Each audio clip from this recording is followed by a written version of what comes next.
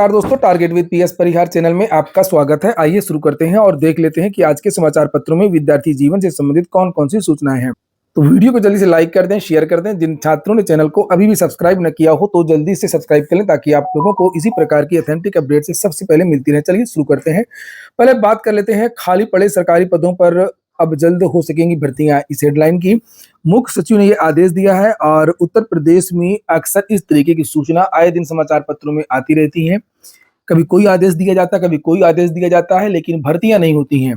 फिर भी देख लीजिए क्या लिखा है। सरकारी विभागों में रिक्त होने वाले पदों पर अब जल्द भर्तियां होंगी। इतना ही नहीं, विभागों द्वारा अब अलग अलग भर्ती के लिए प्रस्ताव नहीं भेजे जाएंगे। श्रेणीवार यानी समूह ग, का, खा के पदों पर भर्ती का प्रस्ताव अलग अलग भेजना होगा। हर साल रिक्त होने वाले पदों का ब्यौरा साल भर पहले तैयार होगा। जैसे ही किसी भी विभाग में 25 से अधिक रिक्तियां होंगी वो आयोगों को भेजा जाएगा। मुख्य सचिव मनोज कुमार सिंह के यहाँ बैठक में विभागाध्यक्षों को इस संबंध में निर्देश दे दिया गया है और यह भी कहा गया है कि रिक्तियों का प्रस्ताव सिर्फ ई अधियाचन पोर्टल के माध्यम से ही भेजा जाए।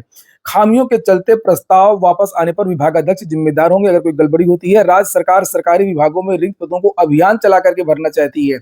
कैसा है, 7 साल से इनका जो है अभियान ही नहीं हो पाया। नीचे लिखा मुख्यमंत्री जी का निर्देश है कि पदोन्नतियां सितंबर तक हर हाल में पूरी कर ली जाएं और रिक्त पदों का ब्यौरा भी ई अधियाचन के माध्यम से भेजा जाए। विभागों द्वारा भेजे जाने वाले ई अधियाचन में भारी खामियां होती हैं और इसके चलते आयोगों द्वारा आए दिन विभागों को प्रस्ताव भेजे जा रहे हैं।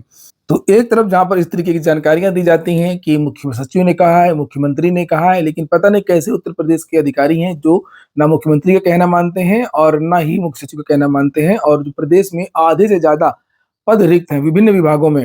अगली सूचना है उत्तर प्रदेश लोक सेवा आयोग की। लिखा है जिनसे है आयोग की बुनियाद उन अभ्यर्थियों में ही संशय बरकरार। पीसीएस रिजल्ट को लेकर के विद्यार्थी बहुत ज्यादा आक्रोशित हैं। इसको लेकर के मैंने कल लाइव वीडियो भी चलाया था। प्रयागराज में शिवाजी पार्क में एक मीटिंग हुई थी छात्रों की, जिसमें छात्रों ने विभिन्न बातें रखी आयोग के लिए।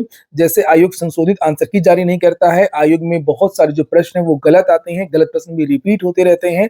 वहीं पर आरओ एआरओ एग्जाम डेट को लेकर के बताया कि ना तो कमेटी की रिपोर्ट सार्वजनिक की गई और ना ही अभी तक एग्जाम डेट घोषित हुई है।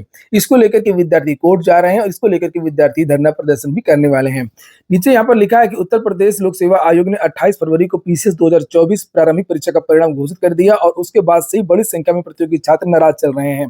प्रदेश की सबसे प्रतिष्ठित परीक्षा में शामिल परीक्षार्थियों का दावा है कि 76% सही करने वाले छात्र प्रारंभिक परीक्षा में पास हो गए हैं, जबकि 82 से लेकर के 84% तक सही करने वाले छात्र प्रारंभिक परीक्षा में अनुत्तीर्ण हो गए हैं।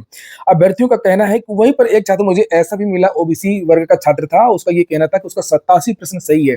सीसेट में भी उसका काफी अच्छा है, लेकिन पता नहीं क्यों उसका सिलेक्शन नहीं हुआ है। बहुत सारे ऐसे छात्र वहां पर आए थे। कल लगभग 150 से लेकर के 200 के आसपास विद्यार्थी वहां पर थे। अभ्यर्थियों का कहना है कि उत्तर प्रदेश लोक सेवा आयोग खुद की तुलना संघ लोक सेवा आयोग से करता है, लेकिन उत्तर कुंजी तक समय से जारी नहीं करता है। पीसीएस 2024 का ही उदाहरण लें, प्रश्नों पर आपत्ति करने वालों को यह नहीं पता है कि उनकी आपत्ति स्वीकार हुई है या नहीं हुई है, कितने प्रश्न डिलीट किए गए हैं, कितनों में संशोधन हुआ है। इसके चलते संशय की स्थिति बनी हुई है। अगली परीक्षा की तैयारी में भी मन नहीं लग रहा है। प्रतियोगियों का कहना है कि आखिरकार जब आयोग हम छात्रों के लिए है तो हमसे किस बात का पर्दा है। हम अपनी परीक्षा में पूछे गए प्रश्नों का सही जवाब ही तो जानना चाह रहे हैं, तो उसमें अड़चन क्या है। प्रतियोगी कहते हैं कि इसमें पारदर्शी व्यवस्था, इससे अच्छी पारदर्शी व्यवस्था तो बिहार पब्लिक सर्विस कमीशन और उत्तराखंड लोक सेवा आयोग की है, जहां समय से अंतिम उत्तर कुंजी तो मिल जाती है। आखिर क्या कारण है कि आरओ एआरओ 2021 और पीसीएस 2022 पीसीएस 2023 की अंतिम उत्तर कुंजी आज तक अभी तक जारी नहीं की गई है। हमें अंधेरे में क्यों रखा जा रहा है। लिखा पीसीएस चयन में अंतिम सूची क्यों, जो प्रोविजनल जो रिजल्ट जारी हुआ है वो प्रोविजनल क्यों है। कैसे विशेषज्ञ हैं जो 150 सवाल सही से नहीं बना पाते हैं। अगली सूचना भी लोक सेवा आयोग की है। राज्य कृषि सेवा मुख्य परीक्षा के लिए 38 अभ्यर्थियों की दावेदारी निरस्त कर दी गई है। उत्तर प्रदेश लोक सेवा आयोग ने सम्मिलित राज्य कृषि सेवा मुख्य परीक्षा 2024 के लिए 38 अभ्यर्थियों के अभ्यर्थन निरस्त कर दिए हैं। आयोग के कैलेंडर में मुख्य परीक्षा 23 मार्च को प्रस्तावित है। हालांकि अभ्यर्थियों को 15 मार्च शाम 5 बजे तक आयोग कार्यालय में अपनी आपत्ति दर्ज कराने का मौका दिया गया है। आयोग के उप सचिव वीरेंद्र मणि त्रिपाठी के अनुसार सम्मिलित राज्य कृषि सेवा प्रारंभिक परीक्षा 2024 के आधार पर मुख्य परीक्षा के लिए सफल ऐसे अभ्यर्थी जो विज्ञापन में उल्लिखित अनिवार्य शैक्षिक अर्हताएं पात्रताएं पूरी नहीं करते हैं, उनके अभ्यर्थन आयोग ने निरस्त कर दिए हैं। आयोग ने अभ्यर्थन निरस्त किए जाने का कारण भी बताए हैं। तो ये तो ठीक है, पहले निरस्त कर दिया, नहीं तो बाद में फिर और समस्या होती है। लिखा है राज्य कृषि सेवा के 268 पदों पर भर्ती के लिए प्रारंभिक परीक्षा में 2029 अभ्यर्थियों को सफल घोषित किया गया था और अभ्यर्थियों को मुख्य परीक्षा के लिए आवेदन करने थे और आवेदन की हार्ड कॉपी आयोग में जमा करनी थी। 2 अभ्यर्थियों ने हार्ड कॉपी में मुख्य परीक्षा के आवेदन पत्र ही संलग्न नहीं किए, सो उनका भी आवेदन निरस्त कर दिया गया। 3 अभ्यर्थियों ने मुख्य परीक्षा के आवेदन पत्र के साथ में कोई भी शैक्षिक अभिलेख या अन्य प्रपत्र संलग्न नहीं किए।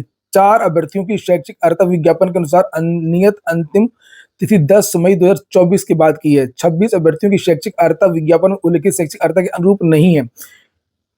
तो जिन विद्यार्थियों से मानवीय त्रुटि हुई है, आवेदन में कोई कागज नहीं जमा कर पाए, उनको मौका देना चाहिए और जो अयोग्य विद्यार्थी हैं जिन्होंने आवेदन कर दिया था, उनको बाहर कर देना चाहिए। आज फाइनल है, कमेंट बॉक्स में बताएं कौन जीतेगा। न्यूजीलैंड और भारत के बीच में यह मैच स्टार स्पोर्ट्स पर लगभग 2:30 बजे शुरू होगा। CUET से प्रवेश के लिए 22 तक होंगे आवेदन।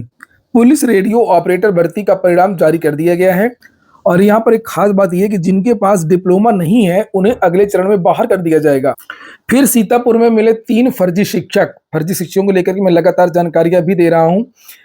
सीतापुर में फर्जी शिक्षक बनकर सेवाएं देने वाले 3 छात्रों पर केस दर्ज हुआ है। आरोपी जनपद के विकास खंड क्षेत्र सकरन प्राथमिक विद्यालय बिलरिया और महोली विकास खंड में सहायक अध्यापक के पद पर तैनात रहे। खंड शिक्षा अधिकारी की तहरीर पर महोली बिसवा पुलिस ने केस दर्ज करते हुए आरोपियों के घर और पत्ता ठिकानों पर जांच शुरू कर दी है।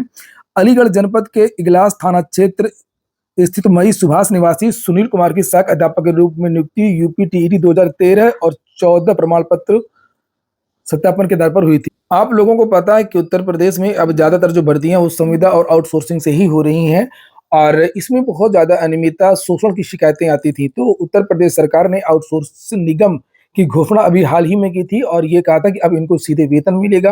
वेतन भी नियत किया जाएगा कि कितना वेतन किसको मिलेगा और जो आउटसोर्स निगम बनाया जा रहा है उसके बारे में यहाँ पर जानकारी दी गई है। प्रदेश में अभी भी लगभग 6.5 लाख के आसपास आउटसोर्स कर्मियों की संख्या है। नीचे लिखा कि प्रदेश में उत्तर प्रदेश आउटसोर्स सेवा निगम का खाका तैयार कर लिया गया है। इसके जरिए आउटसोर्स कर्मियों को स्वास्थ्य समेत कई सुविधाएं दिलाई जाएंगी। निगम में बोर्ड ऑफ डायरेक्टर्स के अध्यक्ष मुख्य सचिव होंगे। अन्य कार्मिकों की भर्ती 4 श्रेणियों में बांटकर की जाएगी। इन्हें अधिकतम 25,000 रुपए मिलेगा। मैंने कल बताया था, शायद इसके बारे में आपको जानकारी दी थी कल के वीडियो में कि किसको कितना पैसा मिलेगा। न्यूनतम 15,000 रुपए मिलेंगे। निगम के जरिए विभिन्न विभागों में आउटसोर्स कार्मिकों की भर्ती की प्रक्रिया शुरू होने से उनके ESI और EPF भुगतान संबंधी विवाद भी खत्म हो जाएंगे। अभी विभिन्न विभागों में एजेंसियों के जरिए करीब 8 लाख से अधिक आउटसोर्स कार्मिक काम कर रहे हैं। एजेंसियों की ओर से भुगतान में हेरफेर किया जाता है। सरकार देती है 20,000, ये देते हैं 8,000। एजेंसी बदलने पर ESI, EPF व GST की राशि डकारने की शिकायतें मिलती रहती हैं। शोषण के ऐसे तरकीबों से आउटसोर्स कर्मियों को बचाने के लिए सरकार ने इस निगम को बनाने की तैयारी की है। सरकार की ओर से तैयार मसौदे में कार्मिकों के हितों को ध्यान में रखकर के कई प्रावधान किए गए हैं। कार्मिकों के चयन के लिए पोर्टल भी बनेगा। हर कार्मिक को माह की 1 तारीख को वेतन भुगतान सुनिश्चित किया जाएगा। यहाँ पर वेतन वगैरह के बारे में भी जानकारी दी गई है। ये देखिए लिखा है निगम में 4 श्रेणियों में 15 से 25,000 तक के मानदेय पर रखे जाएंगे। यानी कि जो जैसे 8वीं 10वीं पास है तो उनको 15,000, जो स्नातक वगैरह उनको 25,000, इस तरीके से जिन पदों में योग्यता स्नातक मांगी जाती है, जैसे शिक्षा मित्र वगैरह। आगे नीचे लिखा हुआ है कि सुविधाएं भी उनको मिलेंगी। यहाँ पर बहुत सारी छुट्टियों की चर्चा की गई है। EPF और पेंशन के बारे में जानकारी दी गई है। ये नीचे लिखा है कि इसको कितना पैसा मिलेगा। इसमें श्रेणी 1 के कार्मिकों को अधिकतम मानदेय 25,000, द्वितीय में 21,500 और तृतीय में 18,500 और चतुर्थ श्रेणी में 15,000 रुपया मिलेगा। उत्तर प्रदेश में 25,000 में परीक्षा पास कराने का ठेका। 16 साल वर्ष समेत 19 गिरफ्तार हुए हैं। हरदोई में स्कूल प्रबंधक के घर लिखी जा रही थी कापियां, प्रबंधक समेत 3 फरार हो गए हैं। परीक्षार्थियों को जो बोर्ड की परीक्षा चल रही है उसकी बात हो रही है। लिखा है कि परीक्षार्थियों को पास कराने की गारंटी दी जाती थी। कापी लिखवाने के लिए परीक्षार्थियों को 20 से 25,000 रुपए प्रति छात्र लिया गया था। उनको पास कराने की गारंटी दी जाती थी। कॉपी लिखने वालों को 400 से 500 रुपए मात्र दिए जाते थे। पकड़े गए अधिकांश युवा शिक्षित बेरोजगार हैं। कोई कोचिंग में पढ़ा रहा है तो कोई 2 से 5,000 रुपए प्रतिमाह पर निजी विद्यालय में पढ़ा रहे हैं। उत्तर प्रदेश में 21,000 आंगनवाड़ी कार्यकर्ताओं की तैनाती जल्द होगी। प्रदेश में जल्द ही 21,000 से ज्यादा आंगनवाड़ी कार्यकर्त्री होना चाहिए। यहाँ तो कार्यकर्ता होते ही नहीं है, पुरुष आवेदन ही नहीं करते। कार्यकर्त्री अपनी जिम्मेदारी संभाल लेंगी और प्रदेश में 21,547 आंगनवाड़ी कार्यकर्तियों की भर्ती प्रक्रिया तेजी से पूरी की जा रही है। बाल विकास, सेवा एवं पुष्टाहार विभाग प्रक्रिया को गति दे रहा है। आंगनवाड़ी भर्ती के लिए विकसित पोर्टल पर अब तक 6,69,000 से अधिक आवेदन हुए हैं। ऑनलाइन सत्यापन और भौतिक सत्यापन के माध्यम से चयन प्रक्रिया को जल्द से जल्द पूरा करने की प्रक्रिया चल रही है। यह भर्ती सभी प्रदेश के सभी जिलों में की जा रही है। मथुरा, बस्ती, मऊ, देवरिया, बिजनौर में चयन की संबंधित जो प्रक्रिया है वो भी पूरी हो चुकी है। तो वही जो भर्ती चल रही है उसी के बारे में जानकारी है ये। आज की वीडियो में इतना ही। पूरा वीडियो सुनने के लिए बहुत बहुत धन्यवाद। टेलीग्राम से अगर जुड़ना हो तो टेलीग्राम चैनल की लिंक मेरे डिस्क्रिप्शन में और कमेंट बॉक्स में उपलब्ध है। पूरा वीडियो सुनने के लिए बहुत बहुत धन्यवाद फिर से।